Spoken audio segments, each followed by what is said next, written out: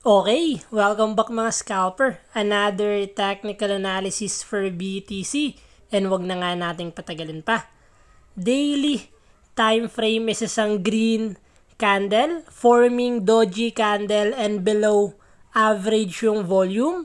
Silipin natin yung possible scenario sa lower time frame. Kung makikita natin still below pa rin ng trendline resistance natin after niyang na-break yung trendline support. So currently, yung BTC is nagkaroon na siya ng first higher low.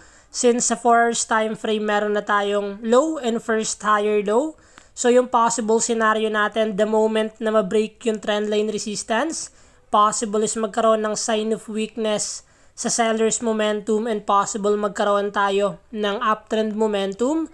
So currently, if magkakaroon naman tayo ng bearish flag pattern and breaking this trendline support, is possible this is only a continuation ng downtrend momentum. So we will always wait pa rin sa mga magiging reaction ng BTC.